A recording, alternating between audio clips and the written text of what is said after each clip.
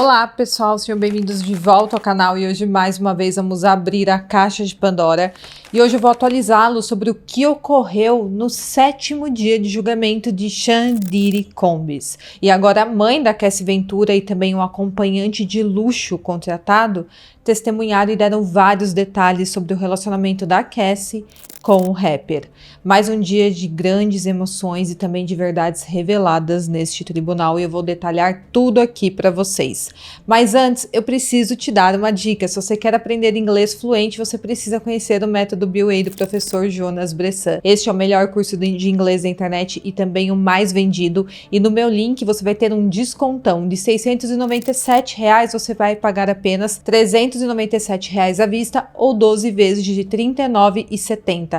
Este é o curso de inglês mais vendido da internet. Se você já tentou de tudo, mas sente que não consegue sair do lugar, você precisa conhecer o método BOA do professor Jonas Bressan. O link estará aqui no meu box de informações, também no primeiro comentário fixado. Acesse lá e já garanta o seu curso. Nós temos também cupom da Growth para você ter um desconto nos seus suplementos multivitamínicos, looks de academia e etc. Também não se esqueçam de curtir, se inscrever no meu canal, deixando seus comentários. Se aparecer o botão hypar aí para vocês, clique em hypar porque ajuda muito a divulgar os meus vídeos dentro da plataforma. Também me siga na rede social que estará aqui na tela, lá nós temos um contato mais direto. Fique comigo até o final do vídeo e bora pro caso de hoje. Bom, no vídeo de ontem eu narrei para vocês como foi o depoimento da Dawn Richard e da Carey Morgan e agora eu separei os principais pontos revelados no 7º dia de julgamento.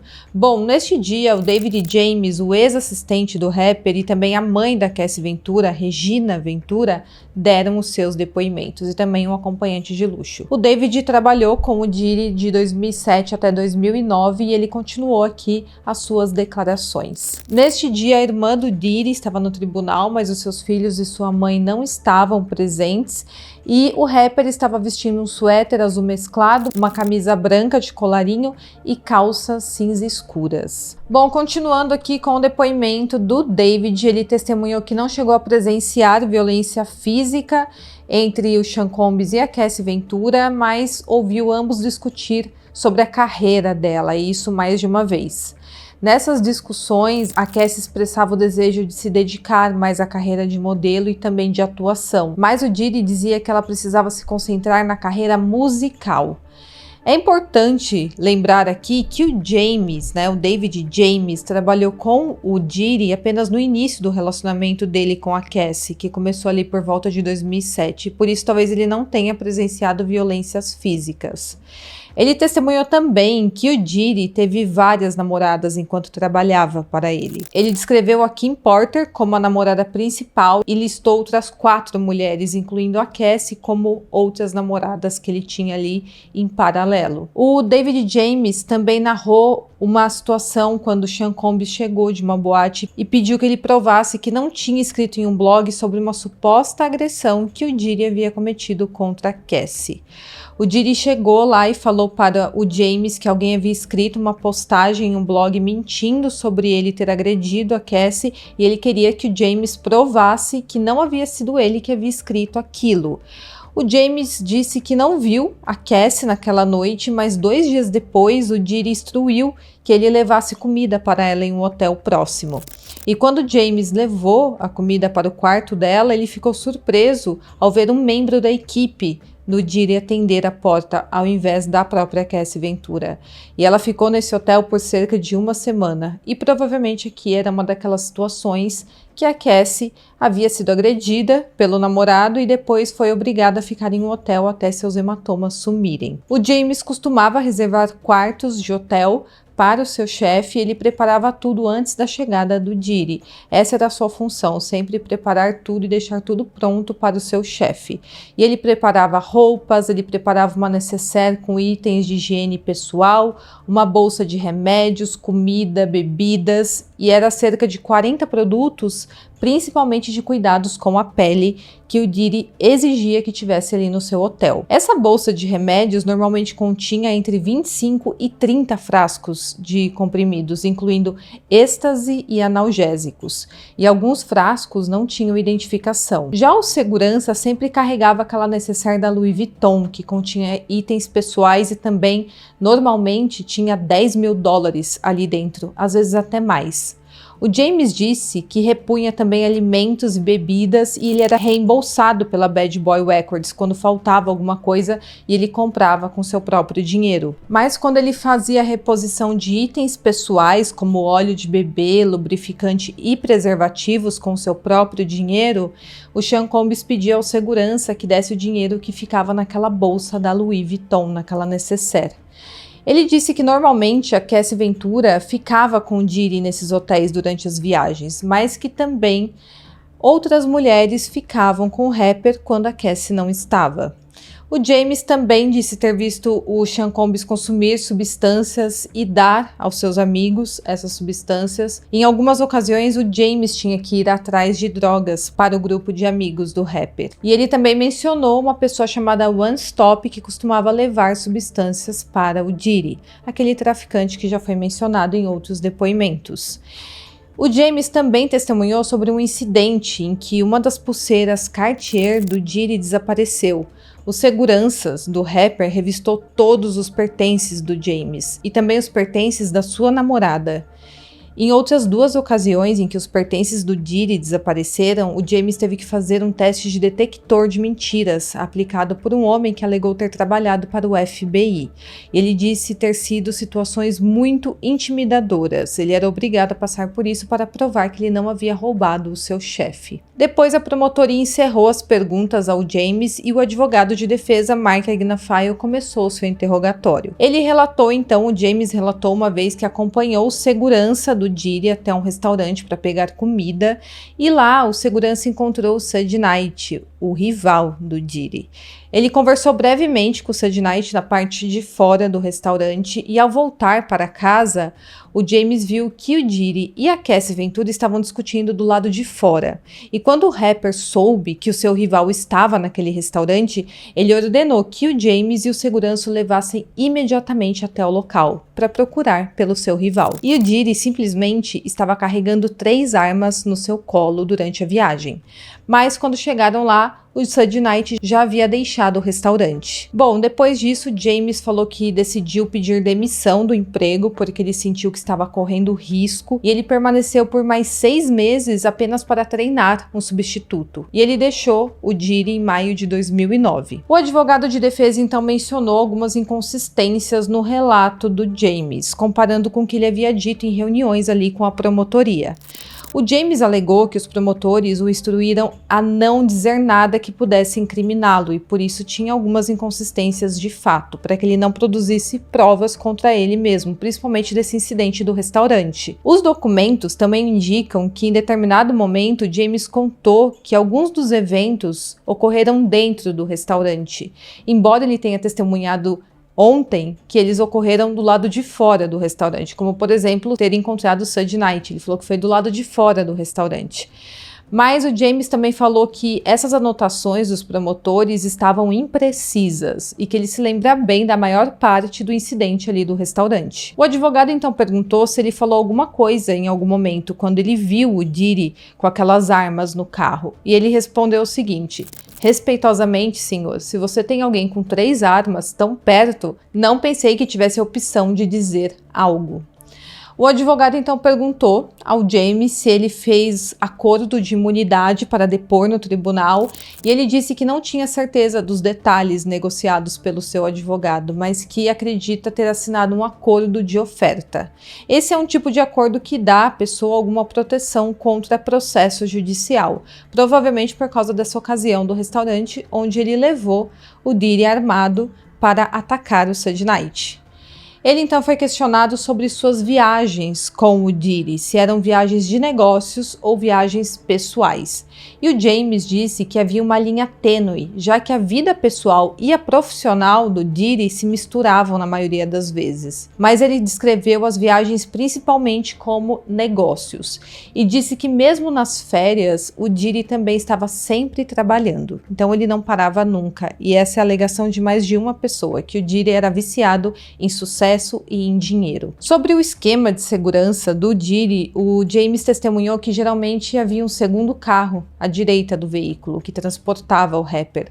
Isso para evitar que alguém o abordasse e tirasse a sua vida, assim como ocorreu com o Tupac Shakur e com o Biggie. Ele também alegou que trabalhar para o Sean Combs era extremamente cansativo e que teve uma ocasião que um dos assistentes do rapper teve que ir até o hospital por desidratação, isso depois de trabalhar por 24 horas seguidas para o rapper.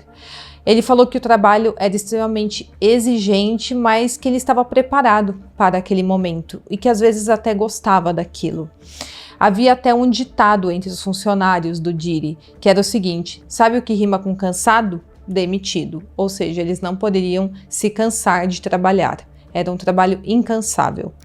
O advogado de defesa então voltou ali na questão das compras de preservativos, óleo de bebê e lubrificante para o rapper, que o James alegou que era reembolsado do dinheiro que era mantido naquela necessaire da Louis Vuitton. O James disse que recebeu instruções que não era para ele pedir reembolso pela empresa Bad Boy Records, porque eram itens dos quais o Diddy não queria ter registro. O advogado de defesa então pediu que o James confirmasse se isso significava que a empresa não pagava pelos itens. E o James respondeu o seguinte: era todo o dinheiro do Diddy. Então ele quis dizer aqui que independente de quem pagava ele, todo o dinheiro vinha do Diddy, tanto da Bad Boy Records quanto daquela bolsinha da Louis Vuitton. Mas na realidade, o que a defesa está tentando demonstrar aqui é que aquela alegação da promotoria de que o Diddy estava usando sua empresa para promover os seus crimes é mentira. É isso que eles estão tentando demonstrar com essa pergunta que fizeram para o James. E uma prova que eles vão usar a favor do Sean Combs é exatamente essa, que os reembolsos pelos itens pessoais usados nas free coffees vinham do dinheiro pessoal dele e não da Bad Boy Records. Então eles vão querer alegar que a Bad Boy Records não tinha nada a ver com a vida pessoal do Diddy. Então ele não promovia os seus supostos crimes através da sua empresa. Isso é o que a defesa dele vai usar. O James também falou que havia camaradagem entre a equipe e que eles costumavam dizer que a gravadora Bad Boy Records era como uma família. Ele também falou que a mãe do Sean Combs o chamava de filho em determinado momento. Ele também sentia que era uma missão trabalhar para o rapper, e a missão era ter certeza que o Diddy estava feliz e preparado para começar o seu dia. Ele também testemunhou mais cedo sobre ter conseguido pó para um amigo do Sean Combs, e o advogado pediu que o James confirmasse que ele nunca contou ao seu chefe sobre ter conseguido essa substância para o amigo do Diddy. O advogado sugeriu que o Sean Combs não estava envolvido nessa situação e que o James atendeu ao pedido do amigo do rapper apenas porque ele quis. O James disse que na verdade via aquilo como uma tarefa relacionada ao seu trabalho, então ele se sentiu na obrigação de conseguir aquela substância para o amigo do Sean Combs, mas ele reconheceu que realmente ele nunca contou para o Diddy sobre ter conseguido essa substância. Então, novamente, a equipe de defesa fez aqui o trabalho de tirar o Diddy de uma outra acusação, de tirá-lo aqui de uma situação que poderia complicá-lo. Durante o interrogatório, James falou sobre também uma briga com uma das chefes de cozinha que ele teve. Ele falou que tudo começou quando essa mulher tentou dizer onde Sean Combs precisava estar.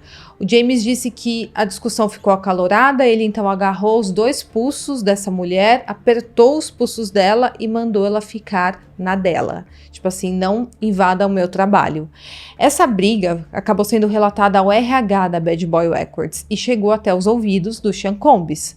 E o rapper falou o seguinte para o James: você não pode colocar as mãos em mulheres. E ele avisou que teria que demitir o James se isso acontecesse novamente. O Diddy também disse ao James para escrever um bilhete e comprar um presente para aquela mulher. E ele obedeceu e a mulher acabou perdoando por essa situação. Depois a defesa encerrou o interrogatório e a promotoria voltou para o que eles chamam de redirecionamento. Então a promotoria voltou com mais algumas perguntas ao James. O James então testemunhou que o Diddy uma vez pediu que ele fizesse um relato falso à polícia sobre uma briga entre o Sean Combs e essa chefe de cozinha, a mesma mulher da outra situação, e ele falou que o Diddy o instruiu a dizer que a chefe de cozinha era uma agressora e que ela tinha o atingido primeiro. Mas o James também falou que não queria fazer um relato falso à polícia, então ele ficou dirigindo ali por New Jersey por um tempo, e quando ele finalmente retornou à casa do rapper, ele disse ao Diddy que havia feito o relato, mas ele mentiu para o chefe dele, ele nunca fez esse relato falso à polícia. Bom, depois disso encerrou o interrogatório do James e foi a vez da Regina Ventura, mãe da Cassie, dar o seu depoimento. E ela deu o primeiro depoimento para a promotoria. Bom, ela disse que conheceu o Sean Combs em 2006, quando a sua filha Cassie Ventura assinou com a gravadora Bad Boy Records, e que quando sua filha começou a namorar com o Diddy, ela via a filha cerca de 3 ou 4 vezes por ano.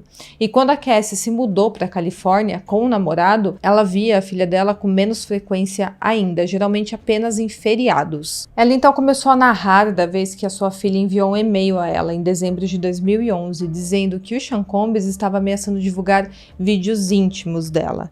Esse relato inclusive coincide com o depoimento da Cassie Ventura. A Cassie Ventura alegou que realmente Diddy ameaçou em dezembro de 2011 quando descobriu que ela estava namorando com o rapper Kid Cudi. Neste e-mail, ela descreveu para sua mãe que o Diddy estava ameaçando machucar ela e também o rapper, e também estava ameaçando expor suas fitas íntimas. Inclusive, esse e-mail foi enviado pela Cassie usando um pseudônimo de Veronica Bang. Esse e-mail foi enviado também a um dos funcionários do Sean Combs e a Regina falou que assim que ela leu esse e-mail com esses relatos da sua própria filha, ela passou mal. Depois o Diddy entrou em contato com ela e disse que ela precisava pagar a ele $20 mil para que ele recuperasse o dinheiro que ele havia gasto com a Cassie. Ele estava super furioso porque a Cassie estava namorando com o Kid Cudi, ele descobriu esse relacionamento que a Cassie estava tendo, e então a Regina e o seu marido tiveram que fazer um empréstimo no banco com garantia imobiliária para obter esses $20 mil e transferir para o Sean Combs. Então ela fez um empréstimo bancário e deu sua casa como garantia para conseguir esse valor. E ela falou que ela fez isso porque ela estava com medo em relação à segurança da sua filha. Afinal de contas, o Sean Combs estava ameaçando a vida da filha dela. Mas cerca de 4 ou 5 dias depois, o dinheiro foi devolvido à sua conta. Mas o Sean Combs não entrou em contato com ela e nunca mais falou sobre isso, sobre este assunto com a sogra. Depois foi mostrado ao júri fotos da Cassie que a mãe dela tirou em dezembro de 2011, depois que o Diddy a agrediu fisicamente.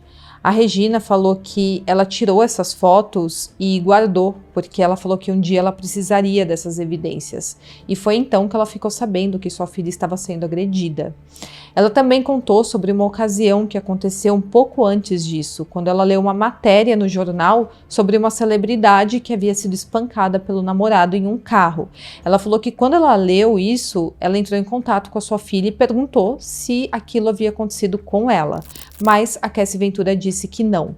E era mentira da Cassie, porque sim, essa tinha sido uma das situações que ela havia sido espancada pelo próprio namorado, pelo Sean Combs. Depois ela visitou a filha e o Diddy em Los Angeles em agosto de 2016 para o aniversário de 30 anos da Cassie, e a Regina teve uma discussão acalorada com o rapper do lado de fora da casa deles. Isso aconteceu depois que o Diddy roubou o celular da Cassie e a Regina teve que chamar a polícia para lhe devolver esse celular. Ela narrou o seguinte, abre aspas, estávamos discutindo sobre o celular. Eu queria o celular de volta e ele estava segurando. Um dos seguranças dele estava entre nós. Eu estava gritando, berrando e tentando bater nele, mas não consegui, fecha aspas. Então imagina para uma mãe ter que ver a filha nessa situação, sendo agredida pelo namorado, tendo os itens apreendidos pelo próprio namorado e ela ter que se envolver nessas brigas. Situação extremamente terrível. Ele então acabou devolvendo o celular da Cassie, mas depois pegou o carro dela. Bom, depois disso o interrogatório da mãe da Cassie finalizou e os advogados de defesa não quiseram fazer nenhuma pergunta. E provavelmente de forma estratégica, porque Esse depoimento da mãe da Cassie não é nada favorável ao Sean Combs. E a próxima testemunha chamada foi o Sherry Hayes. Ele tem 51 anos hoje e ele trabalhava como dançarino exótico e seu nome artístico era The Punisher. Ele trabalhou assim de 2012 até 2016. Ele conta que conheceu o Diddy e a Cassie em algum momento no outono de 2012 e que provavelmente eles encontraram o contato dele em algum site que tem anúncio desse tipo. Ele conta que primeiro ele recebeu uma ligação da Cassie que se identificou como Janet. E ela disse que era seu aniversário e que seu marido havia liberado ela para contratar um dançarino exótico para a ocasião. Ele então foi até o hotel onde foi combinado o encontro em Nova York e ele falou que acreditava que estava indo lá para fazer um striptease de 30 a 40 minutos para um grupo de pessoas. Ele imaginou que seria uma festa de aniversário. Mas chegando lá, ele conta que a Cassie o recebeu na porta de hobby e de peruca e ele fala que ele não a reconheceu. E a Cassie então o convidou para entrar na suíte e explicou que não queria que ele dançasse para ela. Ela falou que, na verdade, ela e o marido gostavam de criar cenas sensuais envolvendo a aplicação de óleo de bebê e que o marido dela eventualmente iria aparecer para assistir tudo o que eles estavam fazendo ali. Ela então falou que ele deveria ignorar a presença do marido dela, não deveria olhar e nem se comunicar com ele e, claro, que o marido, no caso, era o Diddy. Depois de explicar a situação, a Cassie entregou a ele $800 e disse que ele poderia usar uma roupa íntima ou então uma toalha. Ele poderia se trocar no banheiro. Ele então se arrumou e começou a seguir o que a Cassie fazia. Ele conta que ela começou a derramar óleos de bebê em si mesma e ele também fez o mesmo que ela. E aí ele viu um homem entrando no quarto. Esse homem, que era o Diddy, falava com a Cassie dando instruções sutis sobre o que ela deveria fazer. Ele falava sobre ajustes na iluminação e também no posicionamento do corpo dela. E no final do encontro, ela o agradeceu e entregou $1.200 para ele.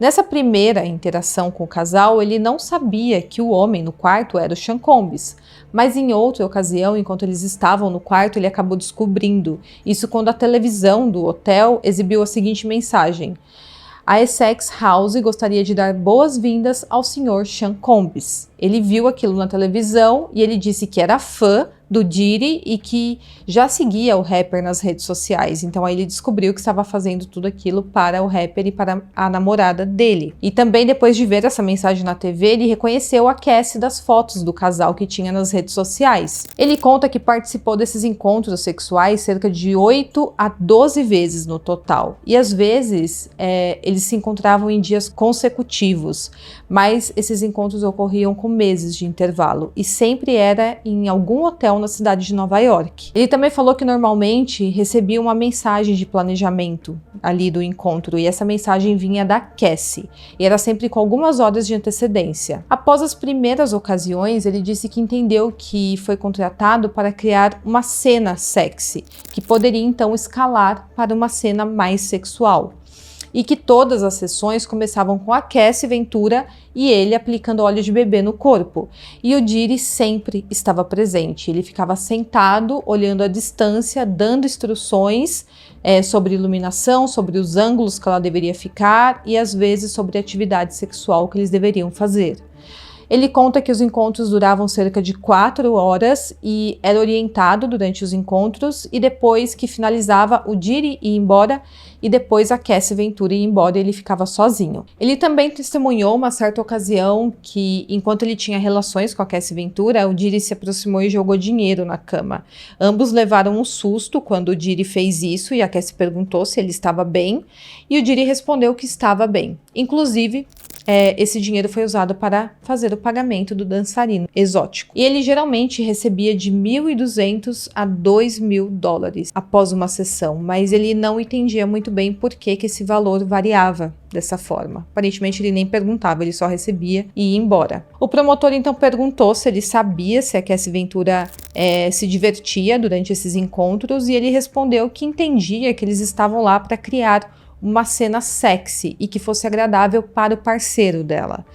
e que ele também observava às vezes suspiro, careta vindo por parte da Cassie e que às vezes ela parecia frustrada com a situação. Ele também narrou que ela ficava sempre olhando na direção do Diri durante os encontros e que ela não recusava nenhuma ordem que ele dava a ela. Ele também narrou que nunca usou substâncias com o casal e às vezes eles até ofereciam álcool e erva, mas ele não aceitava, e ele fala que também nunca viu o Diri usando substâncias ou então embriagado. Ele descreveu também um certo desconforto durante esses encontros, nem sempre ele ficava à vontade, porque ele ficava sendo observado o tempo inteiro pelo namorado da Cassie, mas ele tomava medicamentos para ajudar no desempenho dele, para que ele não perdesse o foco durante a situação ali.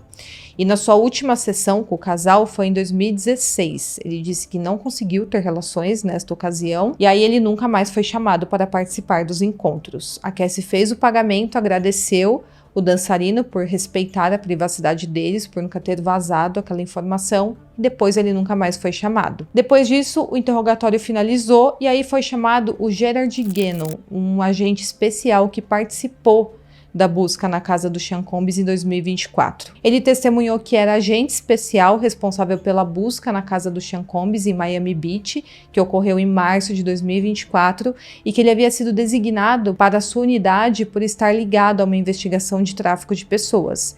Ele conta que entre 80 e 90 policiais participaram da busca devido ao tamanho da propriedade e que lá eles encontraram peças de arma AR-15 e tudo foi encontrado no quarto principal do Diri.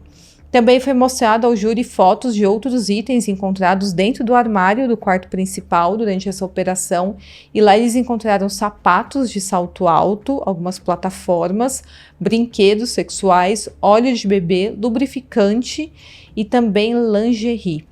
E, claro, essas peças da arma AR-15. Bom, pessoal, e aqui finalizou tudo que foi revelado neste dia no tribunal. Esses foram os depoimentos de hoje e, mais uma vez, chamaram, né, um dançarino exótico para expor as atividades sexuais que teve ali junto com o Diri. Com certeza, hoje foi um dia um pouco mais delicado para a defesa do rapper, porque a mãe da Cassie Ventura narrou tudo o que a filha viveu nas mãos do rapper e com certeza esse foi um depoimento que pode ter enfraquecido a defesa do Diri, mas vamos aguardar para verificar quais outras provas a promotoria tem para apresentar.